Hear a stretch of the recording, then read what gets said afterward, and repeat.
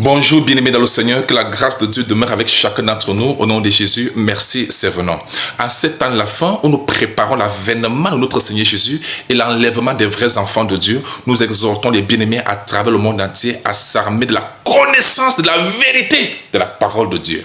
Car le Seigneur a dit, mon peuple périt, faute de connaissance, Osée 4:6. Et il a aussi dit, vous connaîtrez la vérité, et la vérité vous affranchira. Jean 8:32. Bien-aimés, ce matin, nous touchons un sujet tellement sensible. Et je vais me dire capital et important. Il s'agit de quoi? Il s'agit ici du blasphème contre le Saint-Esprit. Le péché éternel. Est-ce que vous savez que Jésus avait parlé du péché éternel qui ne sera jamais pardonné? Ni dans le siècle-ci, ni dans le siècle à venir. Le blasphème contre le Saint-Esprit. Est-ce que vous savez, vous comprenez ce que ça signifie? Beaucoup sont dans ce blasphème contre le Saint-Esprit sans même s'en rendre compte. Vous savez ce que c'est? C'est ce que nous allons développer aujourd'hui. À la lumière de la parole de Dieu.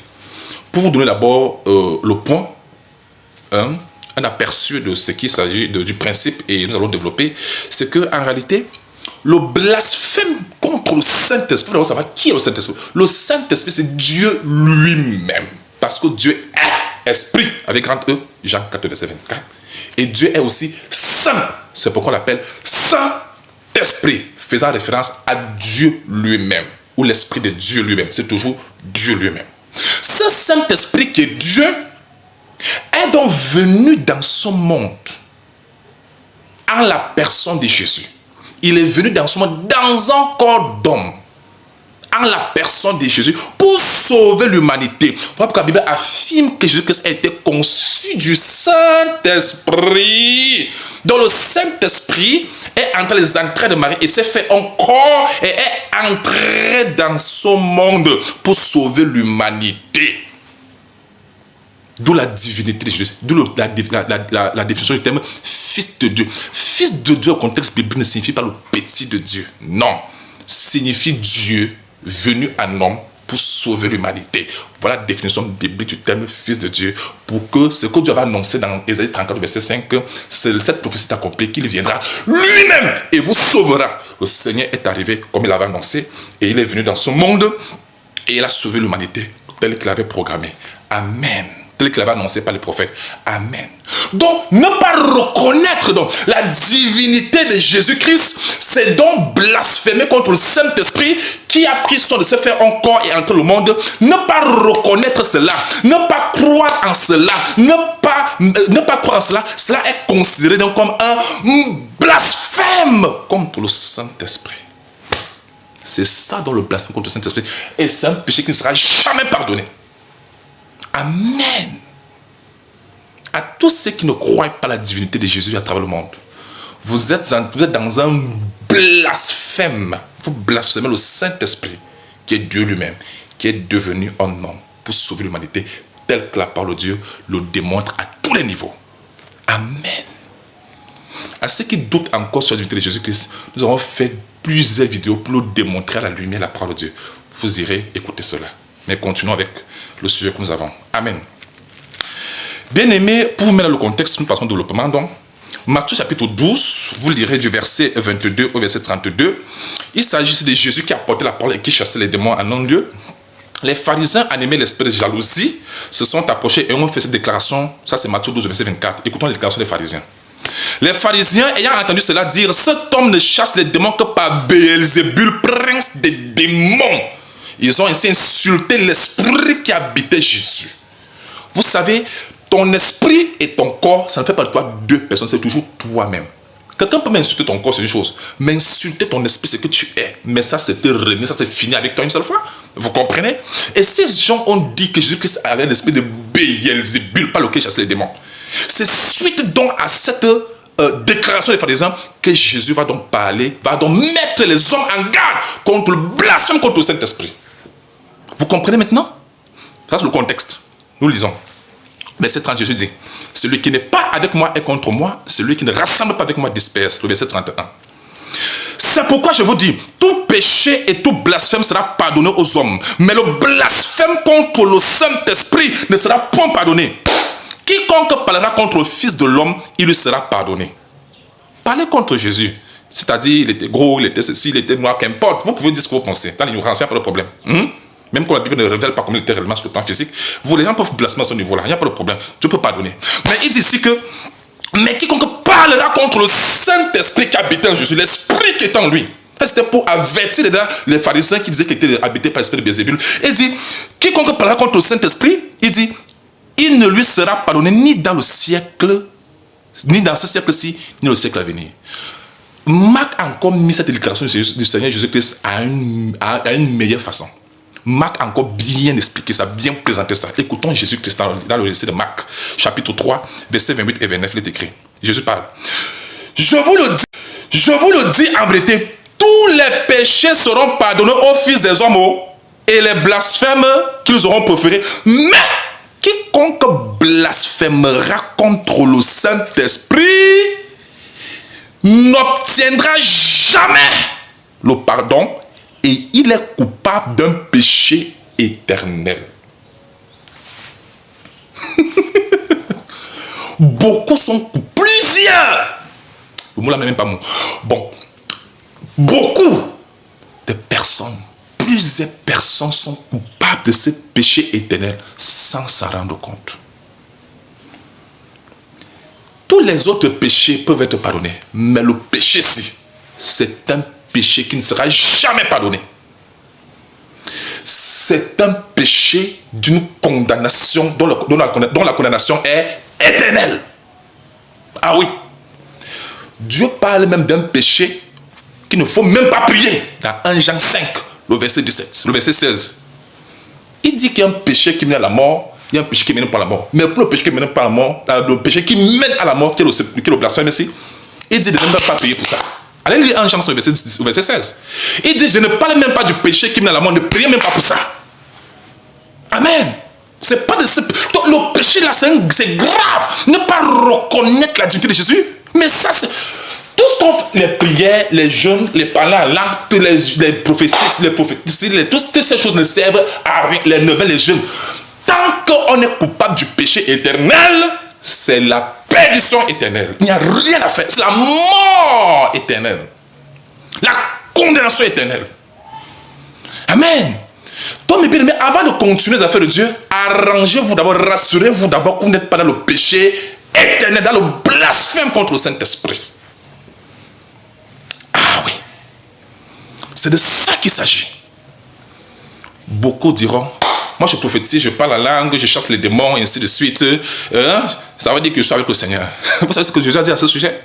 Matthieu 7, le verset 21 à 23. Jésus dit, plusieurs me diront à ce jour-là. Il dit, ceux qui me disent Seigneur, Seigneur, n'entreront pas tous dans le royaume des cieux, c'est le verset 21. Mais ceux-là, c'est ceux qui font la volonté de mon Père. Il dit, plusieurs me diront en ce jour-là, Matthieu 7, verset 21 à 23. Il dit, plusieurs me diront en ce jour-là, Seigneur, Seigneur, n'avons-nous pas prophétisé par ton nom? N'avons-nous pas chassé les démons par ton nom? N'avons-nous pas fait beaucoup de miracles par ton nom? N'avons-nous pas chassé les démons par ton nom? Il dit, je leur dirai ouvertement, je ne vous ai jamais connu. Retirez-vous de moi, vous qui commettez l'iniquité.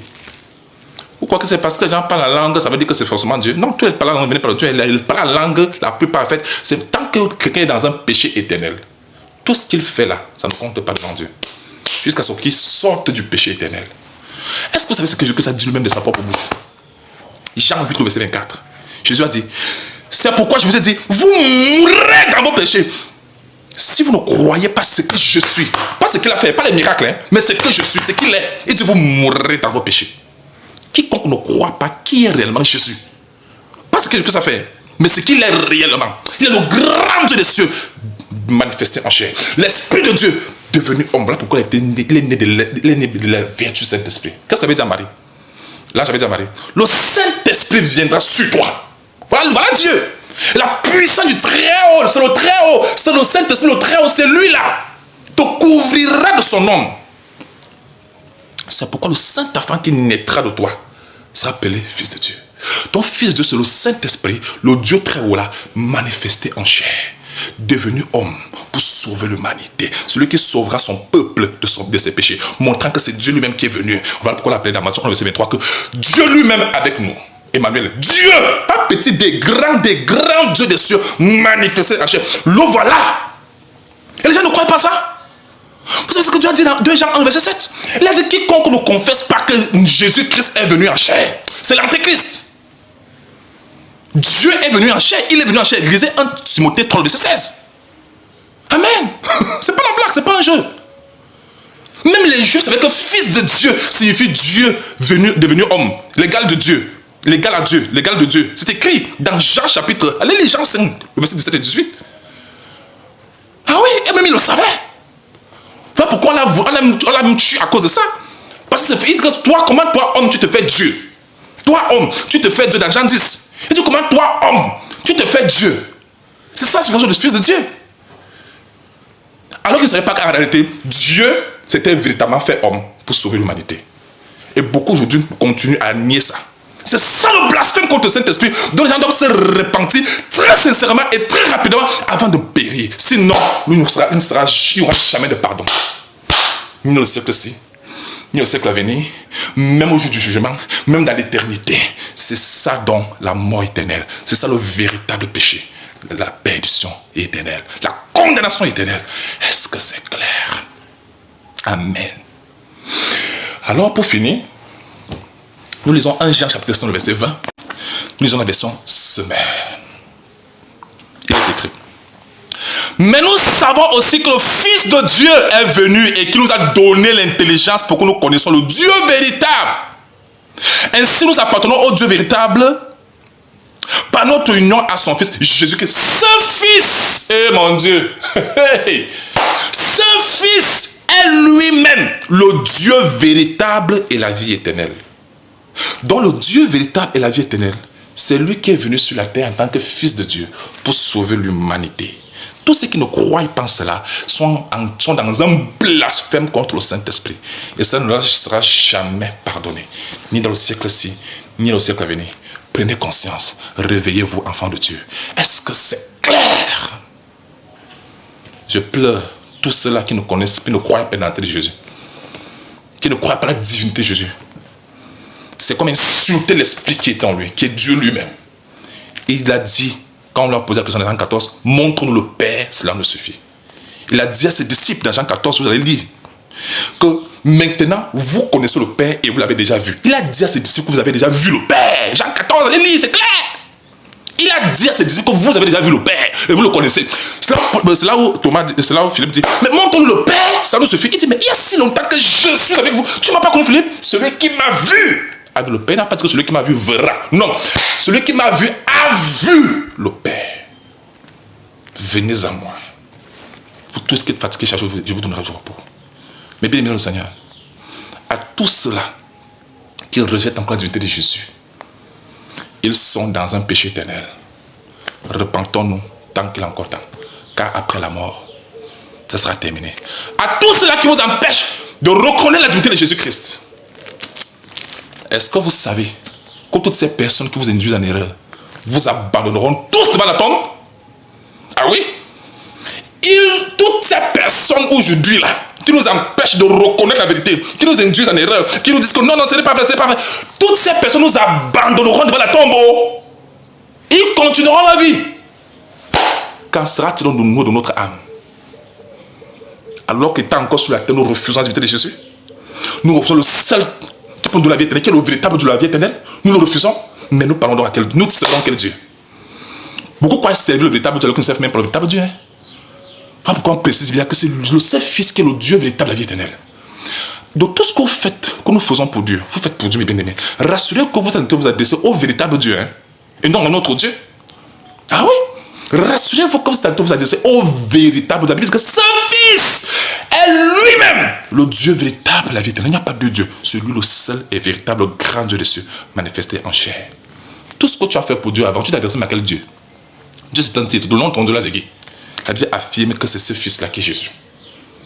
Il est bel et bien Dieu. Il est bel et bien homme. Tous ceux qui ne croient pas en cela, ils sont coupables d'un péché éternel, condamnation éternelle, la mort éternelle, perdition éternelle. Rien à faire. Que celui qui a des oreilles entendre ce que l'Esprit dit aux églises. Je lance l'appel à tous les élus de Dieu à travers le monde entier qui sont dans l'ignorance. Sortez de cette doctrine des hommes. Sortez de ces philosophies des hommes. Retournons à la parole du Seigneur. Et vous connaîtrez la vérité vous affranchira. Que le Seigneur vous bénisse et qui vous garde. Que personne ne vous empêche plus de croire à la vérité. God bless you. Amen.